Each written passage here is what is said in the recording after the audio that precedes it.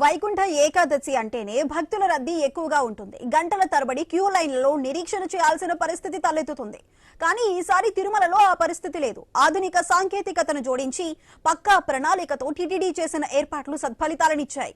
Record స్థాయిలో భక్తులు తరలి వచ్చినా ఎక్కడా తోపులాటలు, గంటల తరబడి వేచి చూసే ఇబ్బందులు లేకుండా దర్శనం లభించింది. AI integrated command control centre ద్వారా ఎప్పటికప్పుడు పరిస్థితిని పర్యవేక్షిస్తూ సిబ్బందికి దిశానిర్దేశం చేయడం వల్లే ఇది సాధ్యమైందని టీటీడీ అధికారులు తెలిపారు.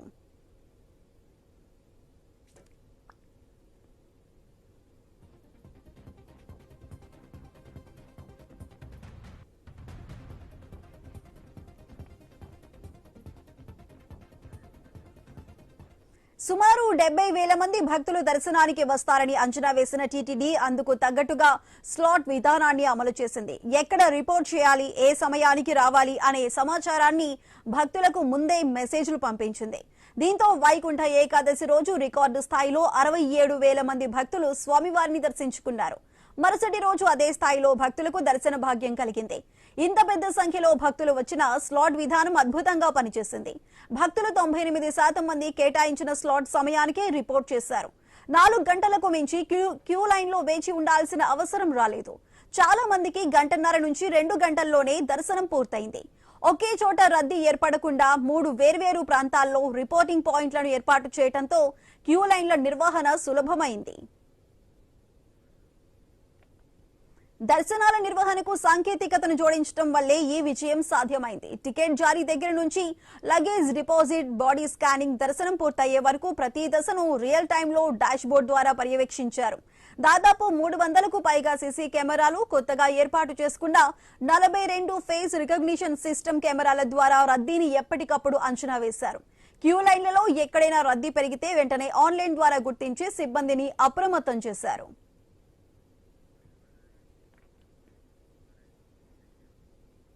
భక్తులు సూచనలు పాటించడం వల్లే వైకుంఠ ఏకాదశి ఏర్పాట్లు విజయవంతమయ్యాయని టీటీడీ భావిస్తోంది. భవిష్యత్తులోనూ క్యూ లైన్ల నిర్వహణలో ఏఐ టెక్నాలజీని మరింత విస్తృతంగా వినియోగించనుంది.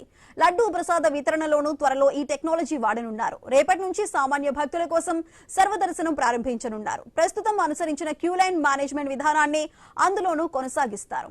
అదే టీటీడీ అవలంబించిన కొత్త విధానానికి సంబంధించి పూర్తి అప్డేట్స్ మా ప్రతినిధి గోపీనాథ్ అందిస్తారు. గోపీనాథ్, చెప్పండి, వైకుంఠ ఏకాదశి నాడు టీటీడీ అనుసరించిన ఈ కొత్త విధానం ద్వారా క్యూ లైన్ సజావుగా సాగిందని చెప్తున్నారు. దీనికి సంబంధించి అప్డేట్స్ ఏంటి? మొత్తం మీద తిరుమల స్వామివారి దర్శనానికి సంబంధించి వైకుంఠ ఏకాదశి, ద్వాదశి ఈ 2 రోజులు క్యూ లైన్ రన్ చేయాలా అంటే చాలా రకాలుగా ఇబ్బందులు పడుతూ ఉంటుంది టీటీడీ. ప్రతి సంవత్సరం కూడా ఎన్ని రకాల ఏర్పాట్లు చేసినప్పుడు కూడా ఎక్కడో చోట తోపులాట్లు, తొక్కిసాట్లు జరుగుతూ ఉంటాయి. భక్తులు చాలా రకాలుగా ఇబ్బందులు పడతారు.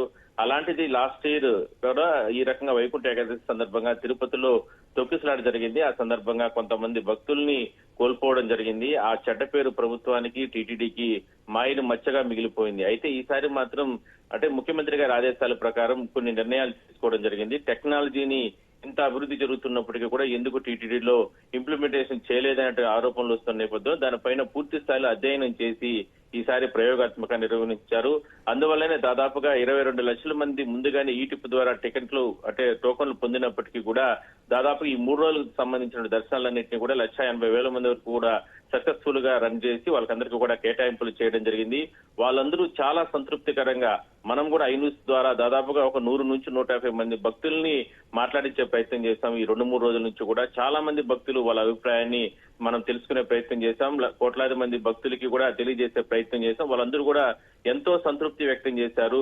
అంటే టీటీడీ టెక్నాలజీని వాడుకొని ఈసారి మాత్రం ఈటిప్ ద్వారా ఏర్పాటు చేసినటువంటి ఈ దర్శనాలకు సంబంధించి 3 ప్రాంతాల్లో ప్రత్యేకంగా క్యూ లైన్లు ఏర్పాటు చేసి వాళ్ళకందరికీ కూడా ఎక్కడా తోపులాట్లు, తొక్కిసలాట్లకి లేదంటే ఎక్కడా కూడా భక్తులకు ఇబ్బందులు లేకుండా ఆ క్యూ లైన్స్ అన్నింటినీ కూడా రన్ చేసిన విధానం, ఎప్పటికప్పుడు మానిటరింగ్ చేయడం, తిరుపతి కావచ్చు, తిరుమల, అలిపిరి, కాలిబాట మార్గాలు ఎప్పటికప్పుడు కమాండ్ కంట్రోల్ రూమ్ ద్వారా దాదాపుగా 300 మంది సిబ్బంది నిరంతరం నిర్విఘ్నంగా రాత్రింబవులు కూడా భక్తుల రద్దీ అంచనా, అదేవిధంగా వాహనాలు తిరుమలకు రాకపోకలు ఇవన్నీ కూడా ఎప్పటికప్పుడు అంచనా వేసుకుంటూ కూడా వాళ్ళకందరికీ కూడా దర్శనాలన్నింటినీ కూడా దగ్గరుండి ఏర్పాటు చేసిన విషయంలో మరోవైపు వీఐపీలకు సంబంధించి కూడా పెద్ద ఎత్తున తిరుమలకు వచ్చినా కూడా వాళ్ళకి సంబంధించి కూడా ఎక్కడ కూడా లోటుపాట్లు లేకుండా సక్సెస్ఫుల్ గా ఈ 2 రోజుల పాటు కూడా దర్శనాలన్నీ కూడా రన్ చేయడం జరిగింది. ఇవాళ నూతన సంవత్సర వేడుకలు తిరుమలకు సంబంధించి పెద్ద ఎత్తున భక్తులు వచ్చారు. వాళ్ళకు కూడా ఈ రకంగానే యూట్యూబ్ ద్వారానే కేటాయించినటువంటి దర్శనాలన్నింటినీ కూడా కొనసాగిస్తున్నారు. అయితే రేపటి నుంచి సామాన్య భక్తులకి అందుబాటులోకి దర్శనాలన్నీ కొనసాగుతాయి.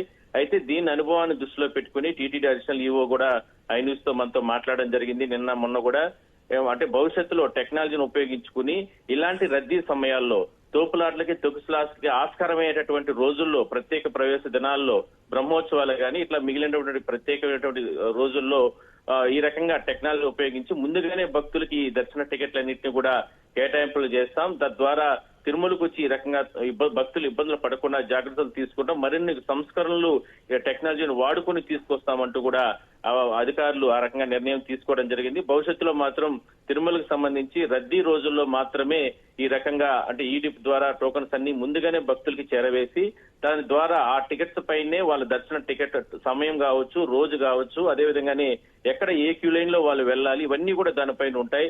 దాని ప్రకారం నేరుగా వచ్చి స్వామిని దర్శనం చేసుకునే విధంగా కూడా ఏర్పాట్లు చేశారు. అది సక్సెస్ఫుల్ అయిన నేపథ్యంలో భవిష్యత్తులో ఇలాంటిది మరికొన్ని నిర్ణయాలు తీసుకొని ముందుకు తీసుకెళ్లే అవకాశం అయితే ఉంది. Sudha. Right Gopi, thank you.